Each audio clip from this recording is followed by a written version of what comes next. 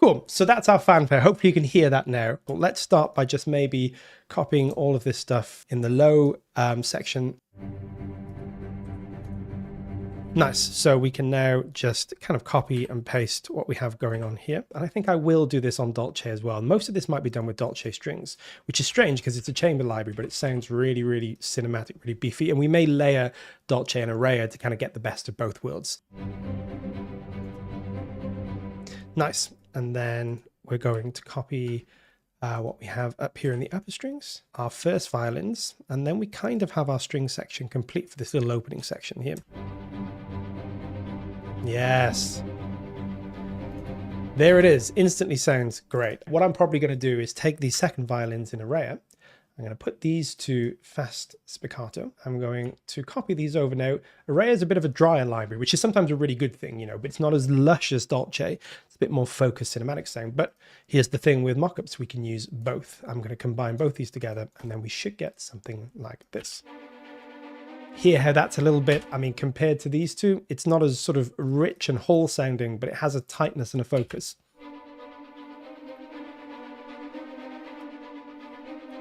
So now it's adding a bit of kind of depth. Nice. Nucleus full ensemble here. This is just woodwinds across the range. Where we can use ensemble patches, we'll just use ensemble patches.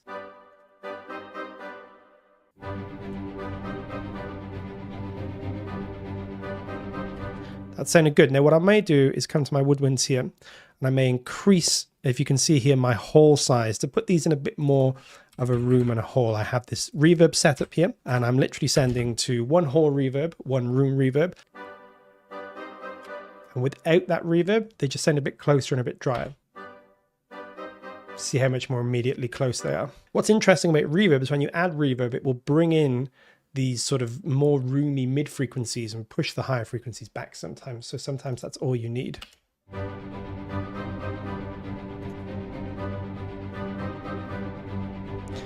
Nice. That's sounding pretty good to me. There it is. We may again do a bit of EQ or reverb to push that back. That's just going to add a lot in terms of bit of depth here. It's just this really nice, simple tubular bell there. And then we also have, if I remember rightly, these little horns at the beginning. They just play this little, really simple figure. You can barely hear it. But if you listen to the original, it just helps to add a bit of a flourish. And I think these will sound really good. That could be good for now. And again, we maybe do a bit of reverb to push these back further if we need to.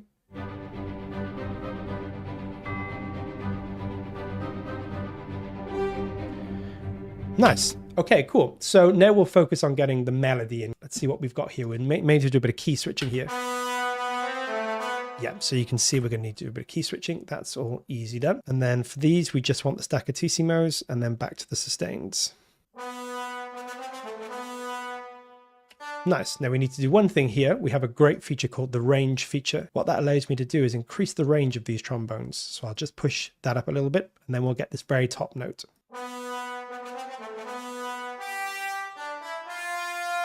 Nice. And I think we're going to want those maybe, I think they're going to be staccatissimo as well.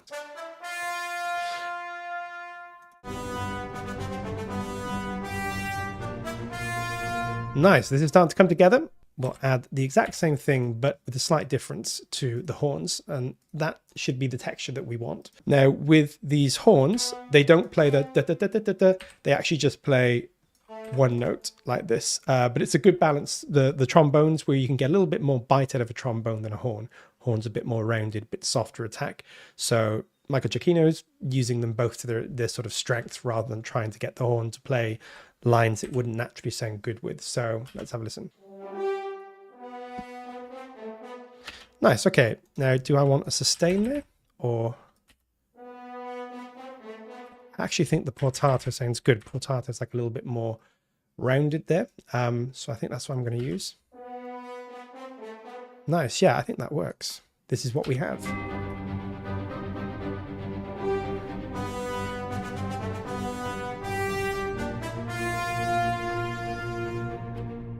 Next I want to do is this awesome little refrain in the trumpets that I just love. This is just a lovely little way to end this first phrase, you know. Nice, yeah, that sounds cool. a tiny bit off the grid. It's just going to add a little bit of a human flourish.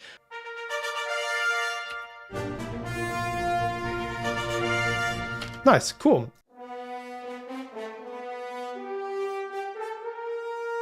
Nice, and then we have a little flourish in the trumpets again. Slightly different this time, but same basic idea, just adding a bit of rhythmic interest.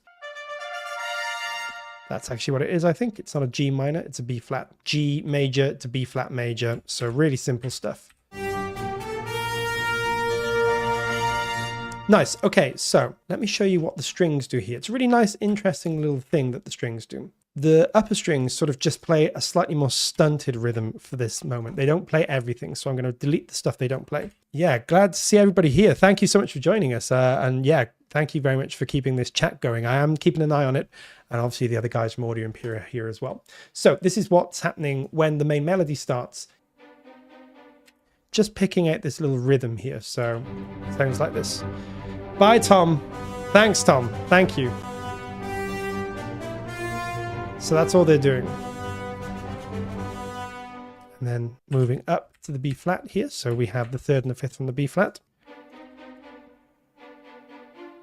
It's a rhythmic interest. By stopping everything playing this constant, you know, kind of triplet pattern, it just helps to add a bit of rhythm and downbeat on these certain things we want to pick out. So this is what we have so far. We're doing pretty well.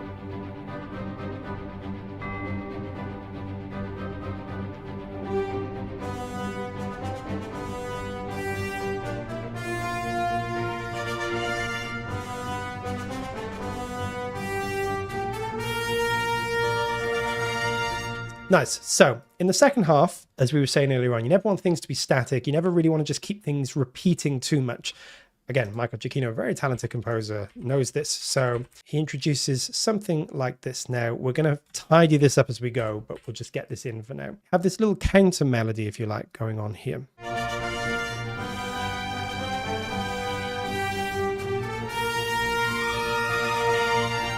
Now, we'll tidy them up as we go. That's all sounding a bit rough at the moment.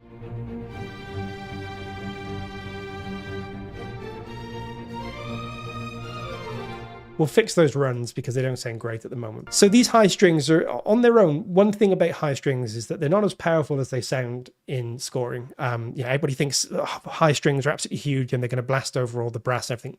It's never going to happen. High strings are very often supported by high woodwinds, which just give a texture. So that's what we're going to do here. I'm probably just going to put it on the flutes.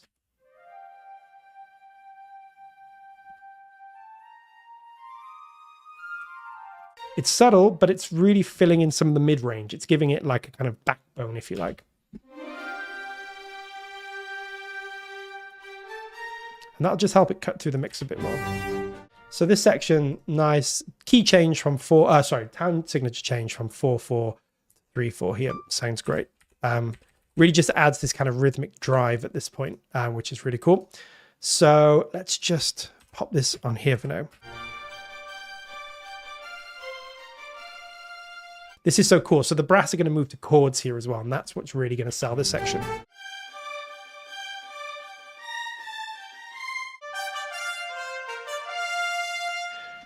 We have these chords. Nice.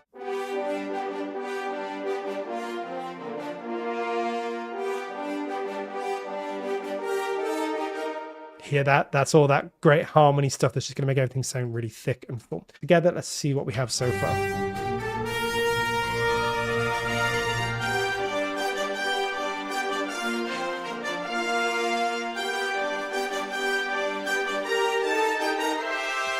Yeah, you can see how all that's going to work together. Okay. I'm not sure if they're in this octave or a higher octave, but as we're putting all this together, we can figure that out. Now, a really nice trombone voicing is to have the root, followed by the fifth, and then the third. Nice, that sounds good to me, but we're going to want to move. We want this kind of going down before we go back up. We're really going to want to sell that idea. But I actually think in this case, we have enough thirds going on in the trumpets. The third of a chord really gives character to the chord. But the problem with the third can be if you hear too much of the third, it can kind of weaken a chord or make it sound a bit sparse. So I think we can just have these trombones just really focus on. That sounds good to me. We're going to want low brass at some point, but we're definitely going to want it here. Add more richness here on its own. See how that adds.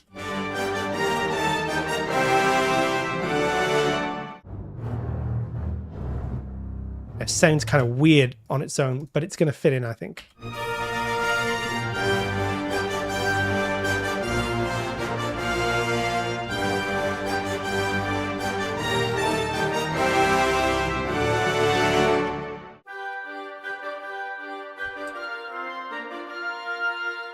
Probably half tone trills.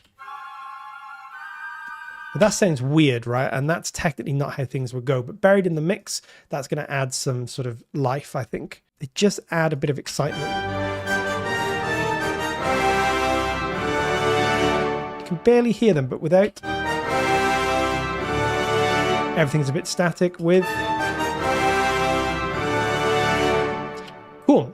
Shall we get the ending done? And then we're done for the basics. Then we can just look at what we want to do to make this sound maybe a little bit better.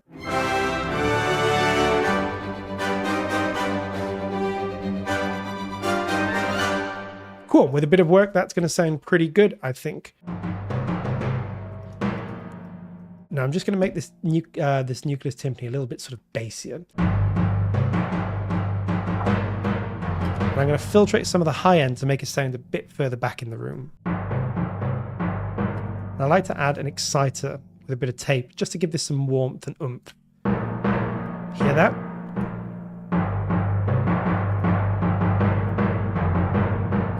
It just adds this kind of excitement to it. Okay, bring everything down a little bit in velocity.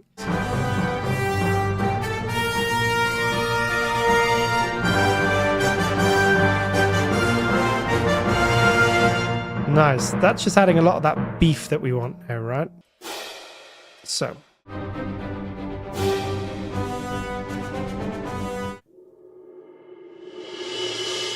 And listen how this just helps us move into the next section really smoothly with a kind of flourish.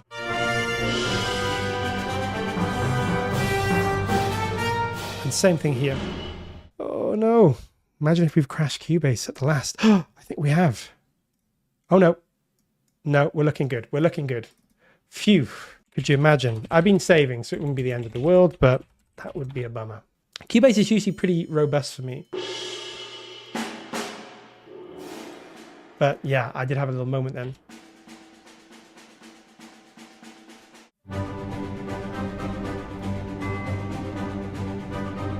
Possible to have the CPR file. Yes, I'm happy to make that available. What I'm going to try and do is make some of these project files available in our Discord, because that's going to be the easiest way of sharing them. So if you're not on our Discord, I've left a link in the description below. Join up. And yeah, we've done some streams over on our previous channels, and I've said I'll make some of those project files available. I'll just have to find a bit of time to get them all organized for you guys to look at. But yes, I'd be more than happy to share anything that we do on these streams, because it's all for you guys to just have a little dig into.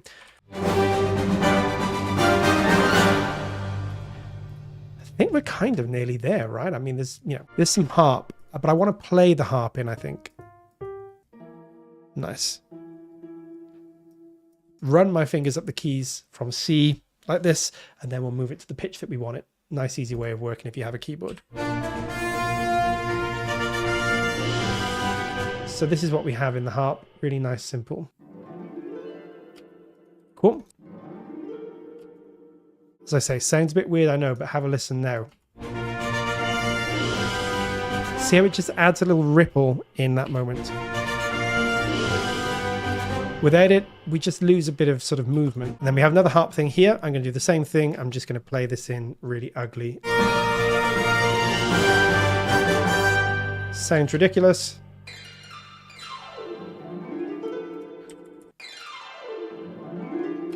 Cool. That sounds pretty good to me. Let's make these woodwinds a bit brighter. We want to lose a little bit of thickness here.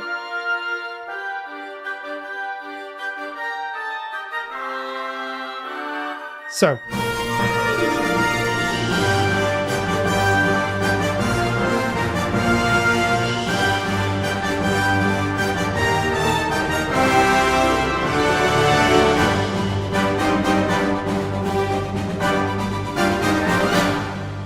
Now I'm going to try something. This may or may not work. This is an interesting trick that I like to use sometimes. Stuff that's recorded to tape or used to be recorded to tape used to raise very slightly in pitch, just a tiny bit, a few cents. But what it used to do is add a lot of excitement. Now this often works with John Williams stuff, and I like to do it. It may not work here, but we're going to give it a go and see what we think. I'm just going to raise the brass by like maybe 9 cents and see if it just adds a bit of excitement.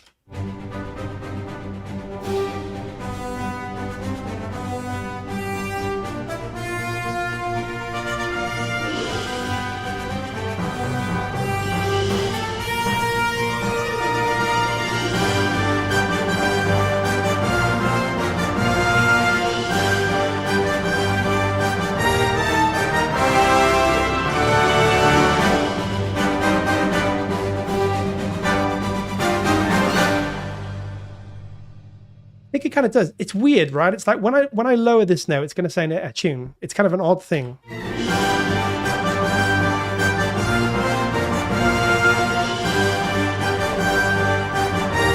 Might better push it a little bit more.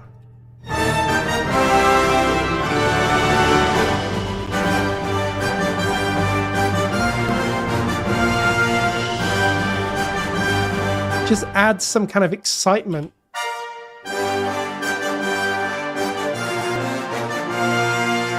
Do you see what I mean? It just adds a little bit of excitement there. Just make the brass a tiny bit more exciting. And sometimes that slightly, almost kind of slightly raised thing just gives a bit more fun to the track.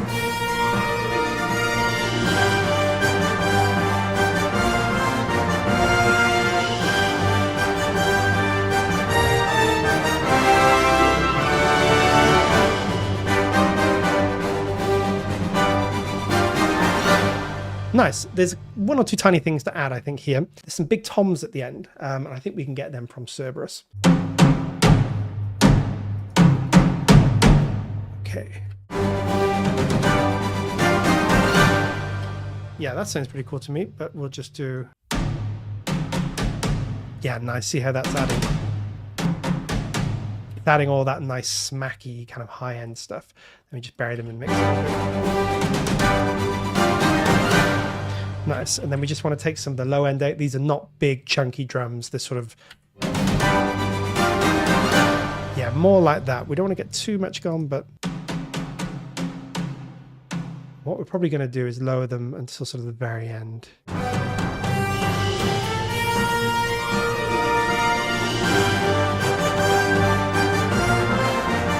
See, without them we lose some of the transient like smack of things. Shall we just do a tiny little bit of like mastering here? It's not going to be full on mastering, but you know.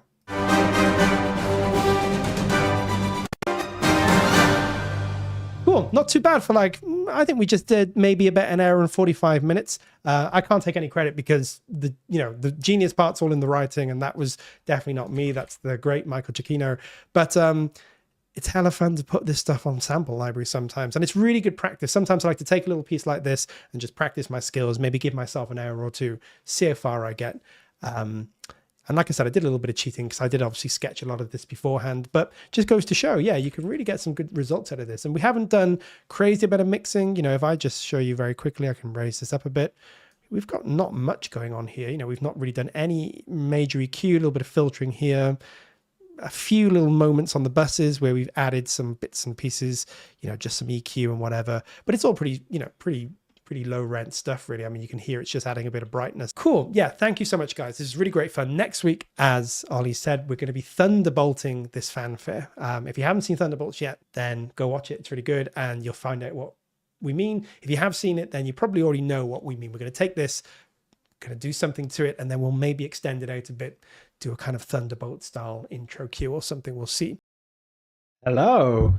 How is everybody? What we're going to be doing today is we started off last week doing a sort of mock-up of the Marvel logo, and we're going to carry on with that this week now. But we're going to do a kind of Thunderbolts version of it, if you like, or we're going to take it in the Thunderbolts direction. Then we're going to do a bit of Thunderbolt style underscore. So this is where we got pretty much at the end of last week.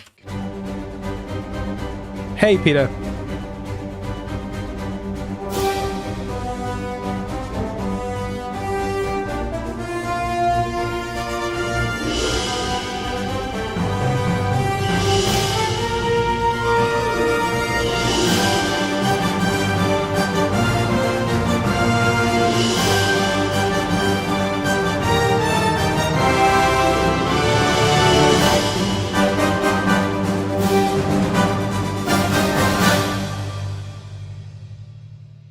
So yeah, if you haven't seen Thunderbolts yet, this is not a spoiler because it's right at the beginning of the film, but the Marvel logo has a sort of twist that's unique to Thunderbolts. It takes this slightly dark, void-like turn, shall we say, and we're going to sort of do something that mimics that. It's a really cool score. It's an orchestral score, but it's got a lot of sound design and synth elements sort of buried in. It's a very hybrid style score, more so than a lot of the more traditionally orchestral Marvel stuff.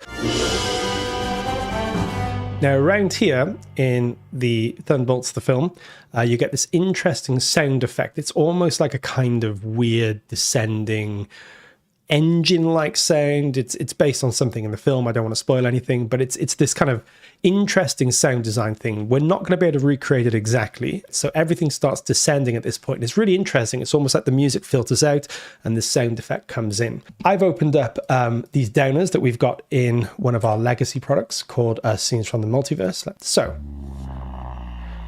I like to just sort of take these sounds, export them out to audio, and then think about them. Let's find a couple more. This one might be cool. Right click, render in place, render with current settings. This will just make it an audio file that we can manipulate. I've just extended this.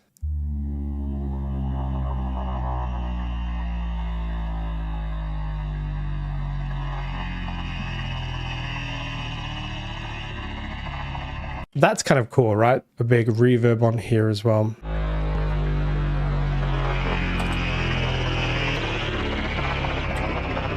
I'm going to just rough out where I think this is going to go. Let's just try using this one.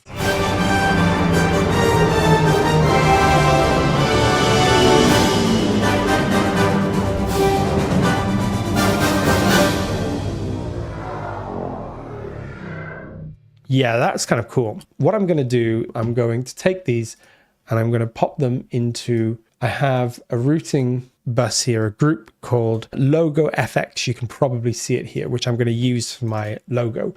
And I've got one for the orchestra too. So I'm going to show you what we're going to do. On this Logo FX, let's maybe put that comb filter, and then maybe let's try just doing something like this. Right, I'm gonna rough this in now. So I'm going to play these two. I'm going to put this on write. Write is going to allow me to write in real time some automation to what we're doing here. So that's what this red button does. If I take it off, we read. That means anything that we put in is read, but nothing is written. If we use write, anything I do here will now be written, and you'll see this happen in real time.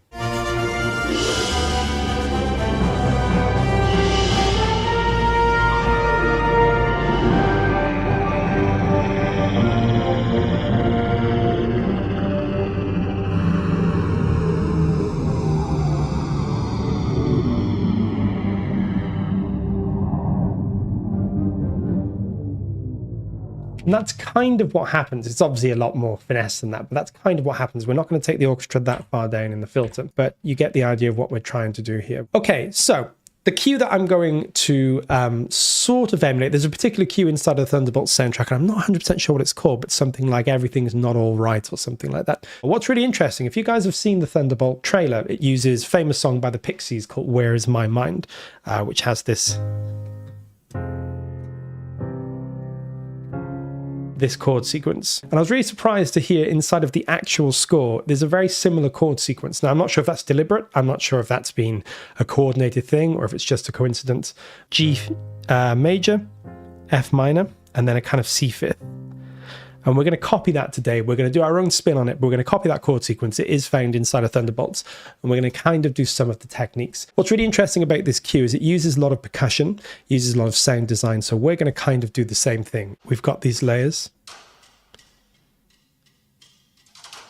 Maybe this one.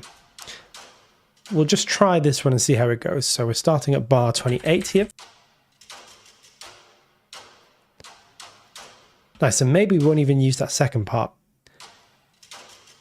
See? And maybe the second time we'll use the whole loop, and that way it gives us some variety. Now I've also got this instrument that was really cool and sounds a little bit like some of the cymbal things that you get inside the Thunderbolt soundtrack. There's this really beautiful use of some like cymbals and sound effects and things. I'm going to find... This could work.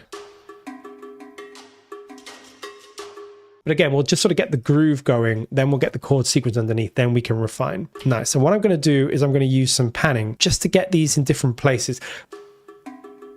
See how we've got like instantly more interest. Now that's probably a bit too far panned.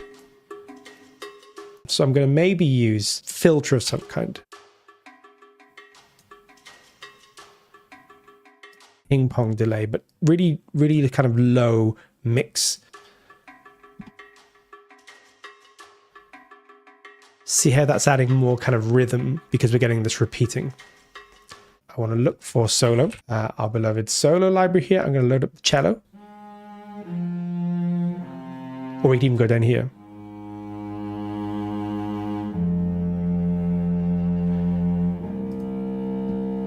Nice, but the same thing, we got to process this. We don't want to think of this like an orchestra in a room. We want to get every instrument really working for a purpose here. And I want everything a little bit hyped, but not too overstated. Let's do some easy hyping. OTT, I'm being very lazy here, but OTT is a great free plugin. Nice. Now I'm going to apply some black hole to this. We're being a little bit more sound designy. We can do a little bit more processing.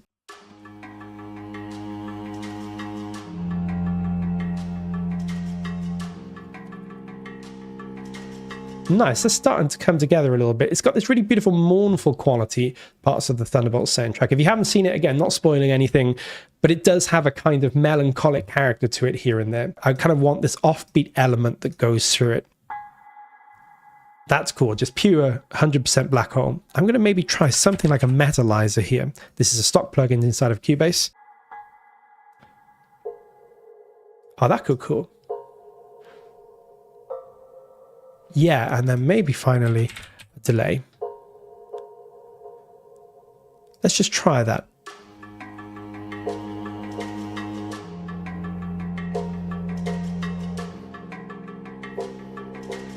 We might better use something like a...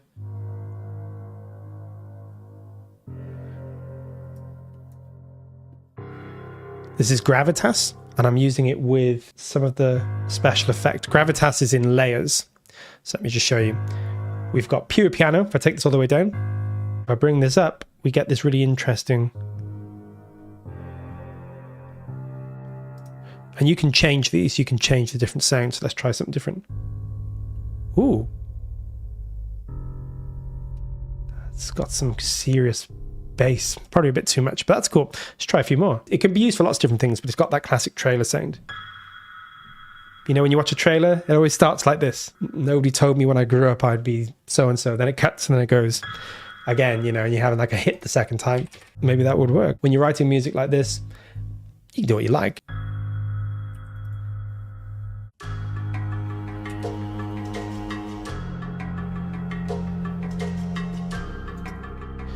Nice. I'm just thinking maybe... Now I'm going to try maybe like a shimmer on this. This is a certain type of reverb. Let's just see if this works.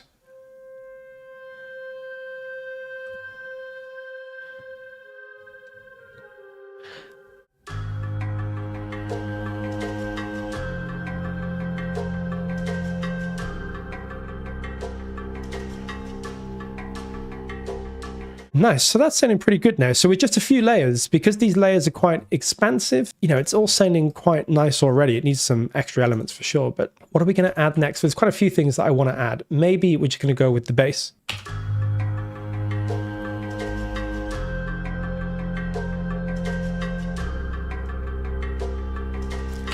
This is a really common technique. We've probably talked about this many times before, but a simple sub bass. This is literally just in a free instrument called Vital. I've made it myself. It's just a sine wave. It's nothing else, filtered out to get rid of some of the top end, but it creates this really beautiful cinematic layer. And if it's layered underneath things and just mixed in right, something like this can add so much cinematic sort of weight without doing anything really. So maybe bring this down slowly over time. So when we hold these notes, it sort of plucks and then it comes down in volume slightly. You can see the shape of it here. And we're just shaping that. So we got a hard attack. If I had a soft attack, it would be a lot slower in. See how it ramps in? But we want the hit, but then we want to come down slightly. So we're getting a pluck. It's almost like a bass guitar or something. What I think we're going to want to do is get some offbeat kind of clicks and clacks going on here. And then maybe this time we'll do something slightly different in the clarinet to keep some interest.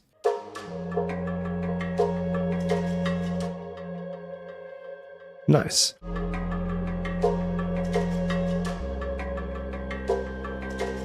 I'm going to find something like the bass.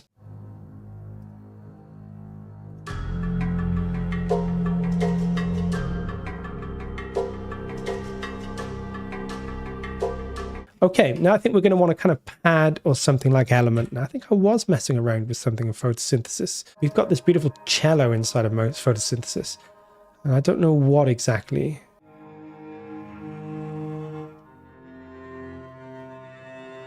Yeah, that might work, you know. What this is going to add is a sense of movement that we don't have. Apart from the percussion, everything at the moment is fairly static. You know, it's evolving a little bit, but it's all pretty static. So we should just get everything sort of just fade out for the last 2 beats, apart from the rhythm.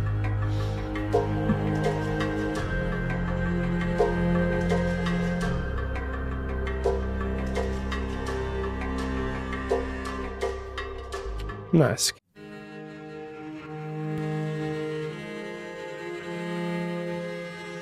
We got our solo flute. So something like that, but we're going to want to bathe this in reverb, really give it a sense of space.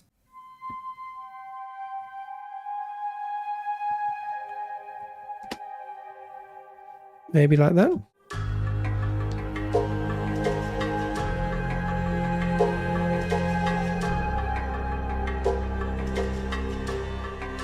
Yeah, nice. I like that. And then we'll do the same thing again, but we'll do like a higher version.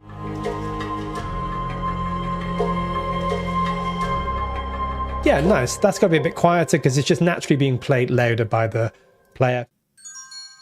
That might just help give us a little bit of extra definition to what our flutes are doing. We'll go back a little bit, just sort of see how all this has come together. We need to have some downbeats and stuff, but we're sort of getting something.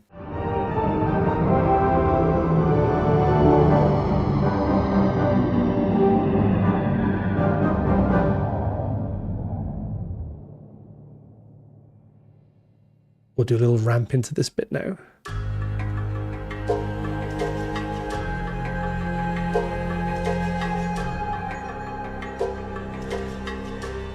We need some downbeats, and I'm just going to go to nuclear subs. Nice. Let's find the bass drum. So it's going to be... We might just want this upper end. There is one thing that I think this probably is missing. I'm just going to try and use a pulse, but in a kind of interesting way. So what pulses do we have? So this one might work. I'm going to filter it. Even more than that, I'm talking like we're just going to get a kind of percussive. We're missing sort of something in the high end, like where a hi-hat would be, in my opinion.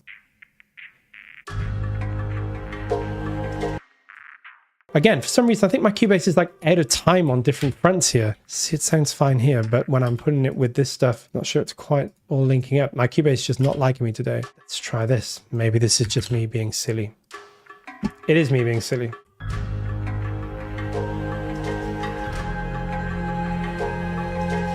Let's maybe use a whoosh hit to get into this. We might need another few seconds for this to load now because everything is going a bit weird. I will dig into why my Cubase is running as slow as it is for next week. We'll figure it out.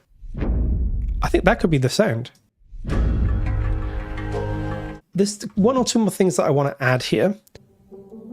So what I'm hearing here is... So it's a good way, if you bring this filter down, it'll just make the delayed signal sound more distant. I said that, but it doesn't appear to be working today. Honestly, something's wrong with this computer at the moment.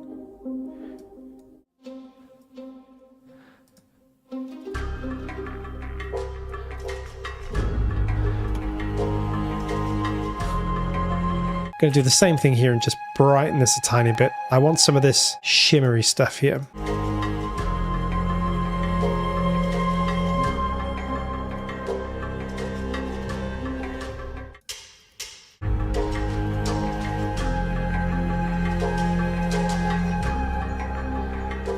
Nice, and we can just sort of loop that and maybe do something different the second time. Should we listen to the whole thing? Because we're pretty much kind of done with this, I think, as far as we can take it today. But it just will maybe recap on some of the things that we did.